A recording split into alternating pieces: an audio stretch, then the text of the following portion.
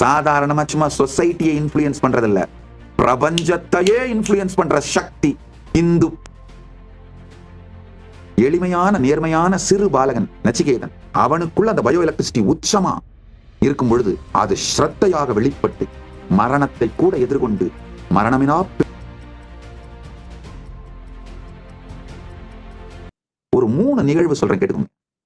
பீஷ்மர் இச்சாமிருத்யுவானது, நச்சிகேதன் யமனையே பார்த்து மரணமிலா பெருநிலையை பெற்றது, நச்சிகேதன் மரணத்தை எதிர்கொண்டு மரணமிலா பெருநிலை பெற்றது, பீஷ்மர் தன்னுடைய பிரம்மச்சரிய விரதத்தை டிக்ளேர் பண்ணது மூலமா இச்சாமிருத்யு, விரும்பிய நேரத்திலே மரணத்தை அடைகின்ற இச்சாமிருத்யு நிலையை பெற்றது. உத்தராயணம் வருது, இன்னும் 10 நாட்கள்ல பல ஆலயங்கள்ல உத்தராயண புண்ணியகால பிரம்மோத்சவத்துக்கு கொடியே ஏற்றிட்டாங்க. அண்ணாமலையார் கோவில கூட உத்தராயண புண்ணியகால பிரம்மோத்சவம் கொடி ஏறியாச்சு. உத்தராயண புண்ணியகாலம் வருது. இந்த உத்தராயணம் வரும் வரை காத்திருந்து உயிர் விட்டார் பீஷ்மர். அப்படின்னா இச்சாமிருத்தி விரும்பும் பொழுது உயிர் விடுகின்ற சக்தி உடையவராக ஆனார். அடுத்து சாவித்திரி ஒரு படி மேல போய் யமன் கொண்டு போன கணவன் உயிரை மீண்டு கொண்டு வந்தாள். இது 3மே பாத்தீங்கன்னா பயோ எலக்ட்ரிசிட்டியோட மேனிப்புலேஷன் பவர் தாங்க.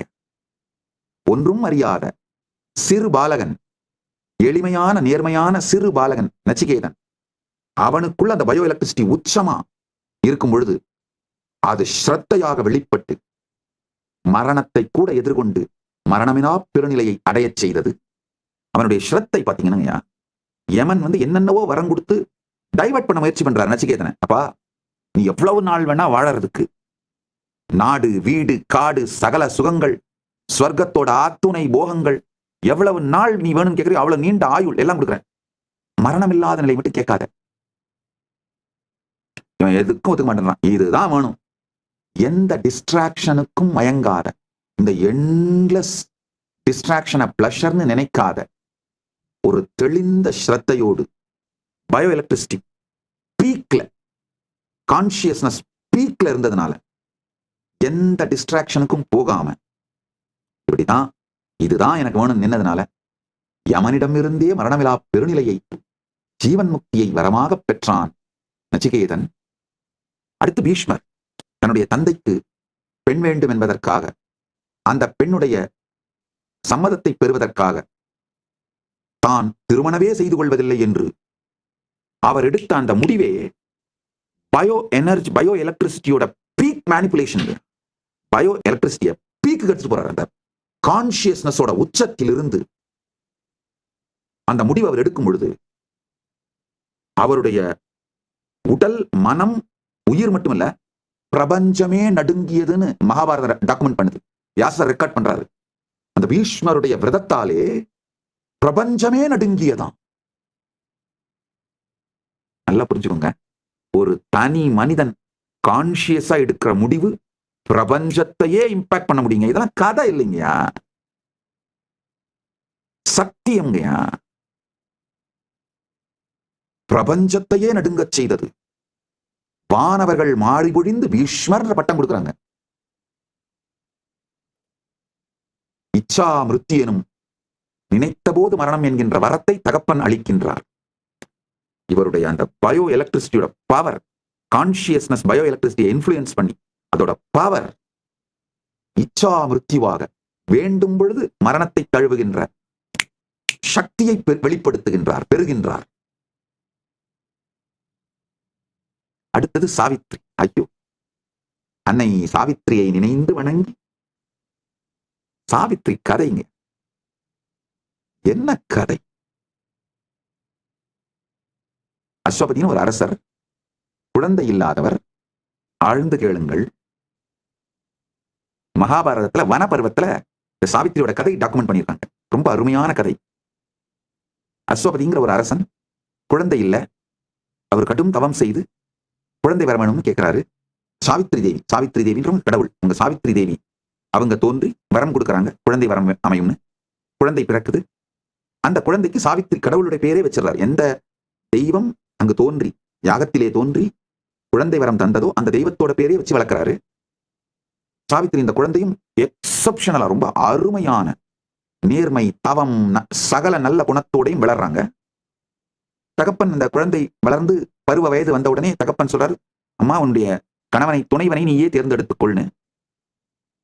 சாவித்திரியும் சரின்னு சொல்லிட்டு நாடு முழுக்க சுத்துறாங்க, காடெல்லாம் போய் தேடுறாங்க. அந்த நேரத்துல அந்த அதை தேடுகின்ற அந்த நேரத்துல காட்டுல தவசிகள் வாழுகின்ற ஒரு குடிலே சத்தியவானை சந்திக்கிறாங்க. சத்தியவான் யாருன்னா கிங் திமத்சேனர் அவருடைய மகன். அந்த திமத்சேனர் சதி வேலையினாலே கண்ணை இழந்து நாட்டை விட்டு துரத்தப்பட்டு விடுகிறார். சில கூட இருந்தவங்க செஞ்ச சதியில அவர் கண் இழந்து விடுகிறார். கண்ணை இழந்ததுனால நாட்டை நடத்த முடியாம நாட்டை விட்டு துரத்தப்பட்டு விடுகிறார். அவருடைய மகன் தான் சத்தியவான். இந்த சத்தியவான் அந்த தந்தையை கவனித்துக் கொள்வதையெல்லாம் பார்த்து சாவித்ரி சத்தியவானை தன்னுடைய கணவனாக தேர்ந்தெடுக்கின்றாள். இது சாவித்ரி தந்தைக்கு சொல்றாங்க. தந்தை நல்லா பண்ணிடலாம், நல்ல திருமணம் செஞ்சு வச்சிடலாம் அப்படின்னு ஏற்பாடு பண்ணும்பொழுது நாரதர் அங்க அப்பியர் ஆகி இந்த சாவித்ரியோட தந்தையான அஸ்வபதி கிட்ட சொல்றார், ஐயா அரசே அஸ்வபதி ராஜா கேளு, சத்தியவானுக்கு விதி 1 வருடத்திலே முடிந்து விடுகின்றது. 1 வருடத்துல அவன் இறந்து போயிடுவான். அவனுக்கு போய் உன்னுடைய மகளை கல்யாணம் பண்ணி வைக்கிறியே, பரவாயில்லையா? நாரதருடைய வேலை அதான், எப்பவுமே கொளுத்தி போட்டு போயிடுவாரு. ஆனா நல்லவர். நாரதர் செய்யும் கலகமெல்லாம் நன்மையில் முடியும். நாரதர் ஒரு கோமாளி கிடையாது, அவர் ஒரு பெரிய ரிஷி. நாரதர் திருவடி வணங்கி அவரை பணிந்து அவரை நினைந்து கதையை தொடர்கின்றேன். யாராவது கொஞ்சம் நேரம் இருந்தா ஏல படிச்சீங்கன்னா கூட போதும். நாரத பக்தி சூத்திரங்களை மட்டும் மொத்தமும் படிச்சீங்கன்னா நல்லது, ஒரு உத்தமோத்தமம். இல்ல ஜஸ்ட் ஒரு 10 பேஜ் அளவுக்கு ஏடே கேளுங்க, ஒரு 10 பேஜ் அளவுக்கு நாரத பக்தி சூத்திரத்தை சாரமா கொடுப்பா அப்படின்னு கேட்டு அதை சும்மா படிச்சீங்கன்னா கூட நாரதரின் மகத்துவம் புரியும். அவர் நீங்க சினிமால டிவி சீரியல்ல பாக்குற மாதிரி கோமாளி கிடையாதுங்கய்யா, மிகப்பெரிய ரிஷி, மகரிஷி. கொஞ்சம் நாரத பக்தி சூத்திரம் படிச்சிட்டீங்கன்னா நிஜமான பக்தி என்னன்னு புரிஞ்சிருங்க. நல்லது, டைம் இருக்கும்போது படிங்க. நாரதர் இங்க அஸ்வபதிக்கு சொல்லிடுறார், 1 வருஷத்துல சத்தியவான் இறந்து போயிடுவான், அவனுக்கு போய் உன் பொண்ணை கொடுக்குறியே. உடனே அஸ்வபதி ஓடி அம்மா சாவித்ரி, நாரதர் இப்பதான் சொன்னாரு, ஒரே 1 வருஷத்துல அவன் இறந்து போயிடுவானா, அவனுடைய விதி முடிஞ்சிருதான், நீ வேற ஒரு கணவனை தேர்ந்தெடம்மா. சாவித்ரி சொல்றா, கற்புடைய பெண் தன் வாழ்வில் 1 முறை மட்டும்தான் கணவனை தேர்ந்தெடுப்பாள், 2வது முறை தேர்ந்தெடுக்க மாட்டேன், அவரை தேர்ந்தெடுத்துட்டேன், அவர்தான் கணவர். நல்லா புரிஞ்சுக்கோங்க. பிசிக்கல் மெச்சூரிட்டி ஆகாத பருவத்தில் இருக்கிற மனிதன் அந்த குழந்தையோட கான்சியஸ்னஸ் உச்சத்துக்கு போய் பயோ எலக்ட்ரிசிட்டி பீக் பர்ஃபார்மன்ஸுக்கு போச்சுன்னா அது ஸ்ரத்தையாக வெளிப்படும், பயமின்மையாகவும் ஸ்ரத்தையாகவும் நேர்மையாகவும் வெளிப்படும். ஒரு பிசிக்கலி மெச்சூர்டான ஒரு பர்சன் உடம்புல பியூர் கான்சியஸ்னஸ் மேனிஃபெஸ்ட் ஆகி பயோ எலக்ட்ரிசிட்டி உச்சத்துக்கு போய் வெளிப்பட்டுச்சுன்னா அது பிரம்மச்சரியமாக வெளிப்படும், தியாகமாக வெளிப்படும். ஒரு பெண் பிசிக்கலி மெச்சூர்டான ஒரு பெண்ணுடைய உடம்புல கான்சியஸ்னஸ் உச்சத்துக்கு போய் பயோ எலக்ட்ரிசிட்டி பெஸ்டா மேனிஃபெஸ்ட் ஆச்சுன்னா அது கற்பாக வெளிப்படும். சாவித்ரி சொல்றா, மனத்தால் இவன்தான் என் கணவன் என முடிவு செய்து விட்டேன், இன்னொரு முறை அதை மாற்றவோ முடிவை மாற்றவோ இன்னொருவரை தேர்ந்தெடுக்கவோ இயலாது. கற்பு வருங்க. திருமணத்துக்கு முன்பாகவே மனத்தால் முடிவெடுத்து விட்டாலே கற்பு, அந்த முடிவுக்கு கற்பு. இதே சூழலை திருநாவுக்கரசுடைய தமக்கை அவங்களுடைய வாழ்க்கையிலையும் பார்க்கலாம். ஆழ்ந்து கேளுங்கள். இங்க கடைசியா சாவித்ரி என்ன பண்றாங்க, சத்தியவானைத்தான் திருமணம் செய்து கொள்வேன் முடிவெடுத்து ராயல் லக்ஸுரி எல்லாத்தையும் துறந்து காட்டிலேயே போய் ராயல் லக்ஸுரின் அரண்மனை வாழ்க்கை, சுகபோக வாழ்க்கை எல்லாத்தையும் துறந்துட்டு சத்தியவானோடு சென்று காட்டிலேயே சென்று வசிக்கிறார்கள். சத்தியவானுக்கும் சத்தியவானுடைய தாய் தந்தைக்கு, அது மாமனார் மாமியாருக்கும் பக்தியோடும் ஸ்ரத்தையோடும் சேவை செய்து அங்கேயே வசிக்கிறாங்க. ஹிந்து ஃபெமினிசம், இந்து பெண்ணியம் மிகவும் சக்தி வாய்ந்தது. சாதாரணமா சும்மா சொசைட்டியை இன்ஃப்ளூயன்ஸ் பண்றதில்ல, பிரபஞ்சத்தையே இன்ஃப்ளூயன்ஸ் பண்ற சக்தி இந்து பெண்ணியம். வெஸ்டர்ன் ஃபெமினிசத்துக்கும் இந்து பெண்ணியத்துக்கும் மிகப்பெரிய வித்தியாசம் இருக்கு. அமைதியாக இருந்து பிரபஞ்சத்தையே இன்ஃப்ளூயன்ஸ் பண்றது இந்து ஃபெமினிசம், இந்து பெண்ணியம். கற்பு உயிர் சம்பந்தப்பட்டதுங்கய்யா, கான்சியஸ்னஸ் சம்பந்தப்பட்டது. சத்தியவானை தேர்ந்தெடுத்து விட்ட காரணத்தினாலே, முடிவு செய்து விட்ட காரணத்தினால். ஆனா கான்சியஸா தான் முடிவு எடுக்கிறாங்க. ஆனா முடிவெடுத்த பிறகு கான்சியஸா அந்த முடிவிலே ஸ்திரமாக இருந்து அவருக்கும் அவர் தாய் தந்தை மாமனார் மாமியாருக்கும் சேவை பக்தியோடு சேவை செய்வதிலே வாழ்க்கையை கழிக்கின்றார். நாரதர் சொன்ன மாதிரியே அந்த குறிப்பிட்ட நாளிலே சாவித்ரி தியானமும் பூஜையும் பிரார்த்தனைகளும் விரதமும் செய்து சத்யவானுடையே உடன் இருந்து உடனேயே இருக்கின்றார். சத்யவான் காட்டுக்குள்ளே விறகு எடுக்க செல்லும் பொழுது திடீர்னு கொலாப்ஸ் ஆகி விழுந்து இறந்துடுறாரு. சாவித்திரியோட மடியிலேயே இறக்கிறார். எப்படி சொல்லப்பட்டதோ அந்த நாரதர் சொன்னபடியே சத்யவான் இறந்துடுறாரு. யமன் வந்து சத்யவானுடைய உயிரை எடுத்துச் செல்லும் பொழுது சத்யவான் உயிர் உடனேயே சாவித்திரியும் தொடர்ந்து செல்லுகின்றாள். இதெல்லாம் கதை இல்ல. சுத்தி நடக்கிற பல விஷயங்களை பார்க்கறதுக்கான சக்திகளை உங்கள் கண்கள் இழந்து விட்ட காரணத்தினால் யமன் வர்றார், கூட்டுட்டு போறார்ன்றதெல்லாம் கதை இல்ல. சாட்சியாக அனைத்தையும் பார்த்து மூன்றாவது கண்ணால் அனைத்தையும் பார்க்க கற்றுக்கொண்டீர்களானால் இவைகளெல்லாம் கதைகள் அல்ல, சத்தியங்கள் அப்படின்னு புரியும். சாவித்ரி சத்யவானுடைய உயிரோடே யமனை பின்தொடர்ந்து செல்லுகின்றாள். யமன் சொல்றான், நீலாம் வரக்கூடாதுங்க. சாவித்ரி சொல்றா, என்னுடைய தர்மம், கணவனோடு தான் செல்வேன், கணவனோடு தான் வருவேன். யமனே சாவித்திரியின் கற்பையும் தியாகத்தையும் கண்டு நடுங்குகின்றான். இந்த கற்போட பலம், கான்சியஸ்னஸோட பலம், பயோ எலக்ட்ரிசிட்டியோட உச்சம்.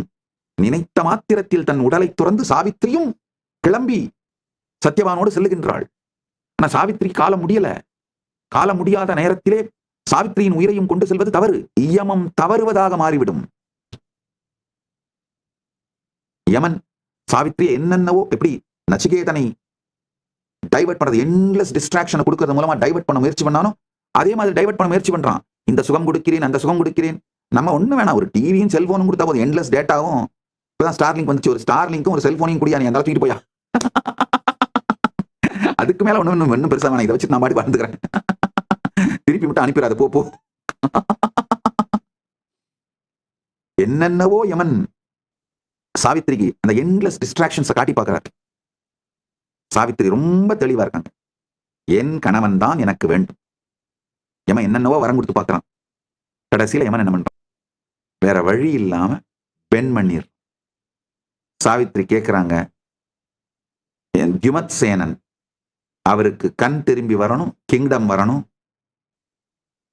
தன்னுடைய தந்தை அஸ்வபதி ஆண் வாரிசு பிறக்கணும். இதுக்கு அடுத்து ஒரு முக்கியமான வரம் கேட்கிறா.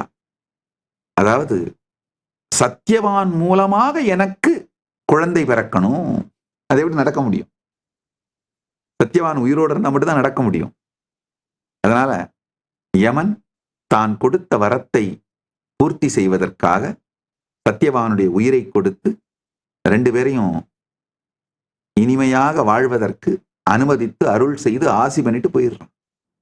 யார் வேண்டுமானாலும் இந்த பரிவிராஜக யாத்திரையில் கலந்து கொள்ளலாம்.